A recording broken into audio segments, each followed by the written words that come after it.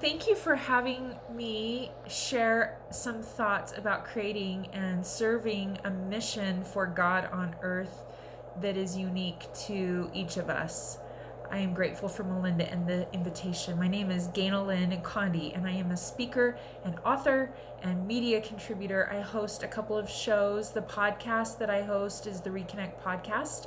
It's on video and podcast platforms.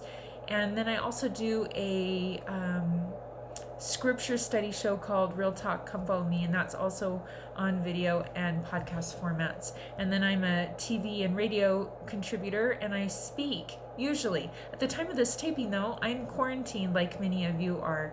I have had a unique experience, as many of you have probably experienced as well, in wrestling with where does God want me to go, as my calendar opened up in some ways and then it compounded on family focus in other ways, right? And so this part of my life that's used to being out there and at home, I have kind of both parts of my spirit in the work that I do that are fed. But right now there's some opportunities to do online content like this, but that face-to-face physical contact of speaking and being in the TV studios and things like that aren't happening for me.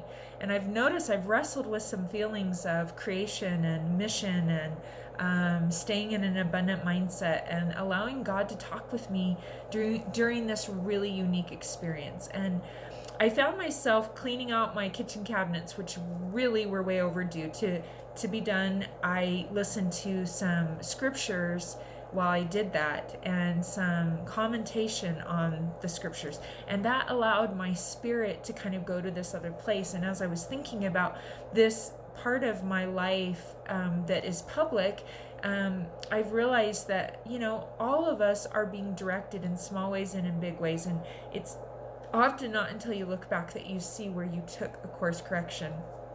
For me, a big course correction, as I've been pondering the last few weeks, I think this will be a global moment where we will see that many people receive promptings during this time when everything was like slowed down in some ways, and they were able to then receive messages from God about where they could create and be. And I'm not really right there. I know there's some things that he would like me to create, but what I've also come to know is that he wants us to slow down to create. My daughter was just telling me this, that through one of her classes, and she's in high school, that your brain has to be bored to create. It has to hit this place where it can just set at rest. And I realized that my calendar was not allowing for as much of that as there is now. And yet my routine is off. And so I've noticed that now that we're almost at a month mark for quarantining, I need to even readjust a little bit more if I want to set aside some time to really commune with God and have him talk with me. For me, one of the big whys in the messages that I share is always around mental health and suicide prevention. And that's because my 40-year-old sister died by suicide 6 years ago. And so no matter where I speak, anytime I have an opportunity on media, I just wrote an article for Glenn Beck that was posted on his site about suicide during this time of social distancing and isolation. And for me, after Meg died by suicide, that really became the undercurrent and why for all that I do.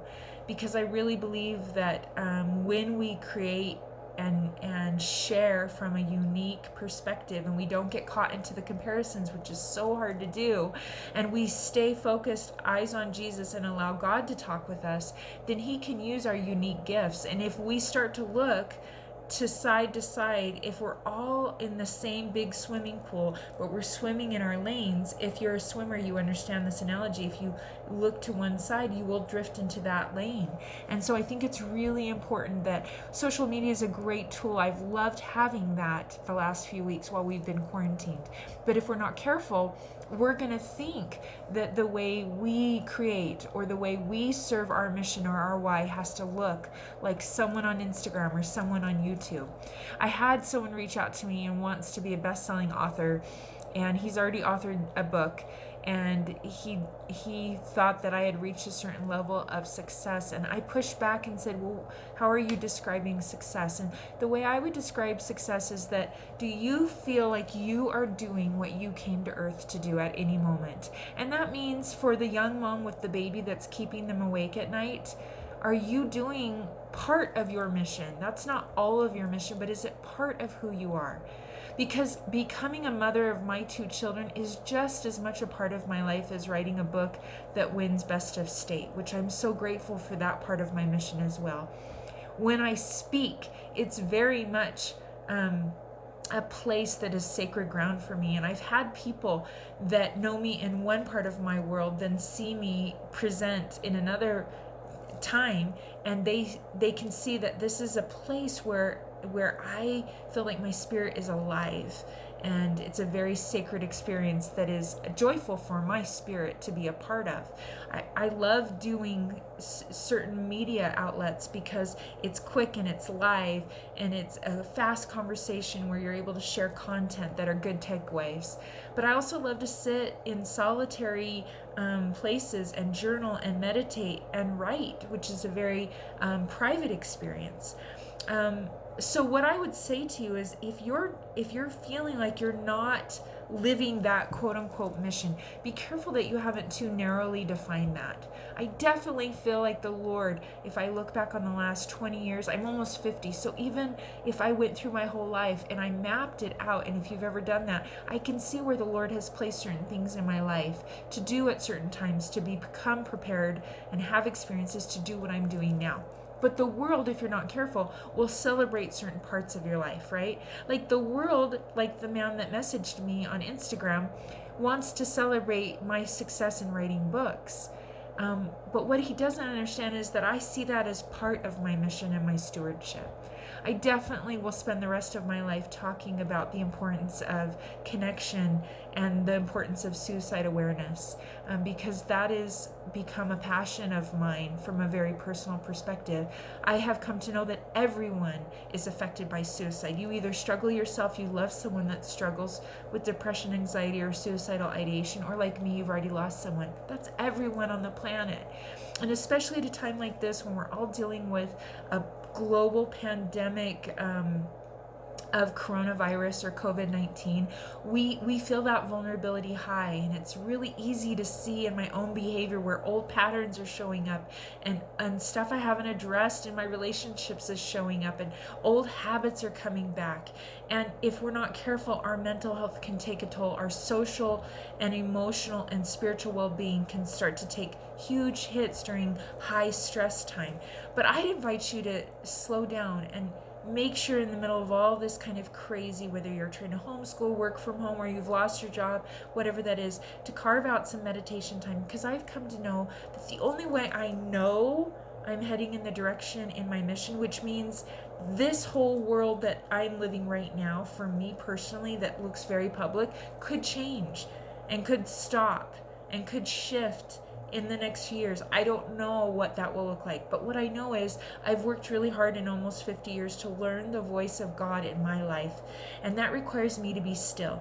And when I can hear him, and he sometimes speaks to me in such gentle adjustment ways that if I'm not careful, I won't hear it, that then I know I'm doing things in the direction and order and pace that he wants.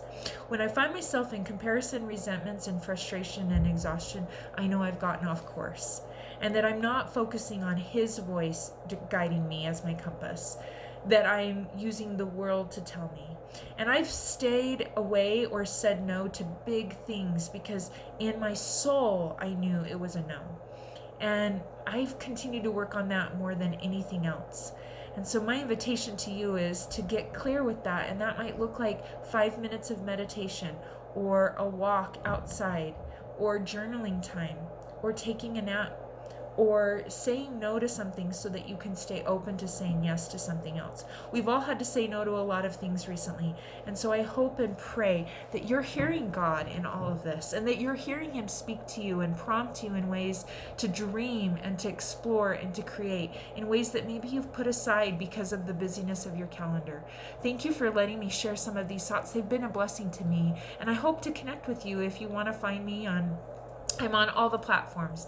I'm on Facebook and LinkedIn and Twitter and YouTube and Instagram, and I would love to connect with you. I have a kind of different name, and so I'm easy to find. And my prayer goes out to all of us at this time that we will become more clear on what God has asked us to do while we're here on earth, that we don't get so caught up into the looking like and doing what our neighbor's doing, but that we come each day to him so that he can whisper to us, this is the direction I want you to go.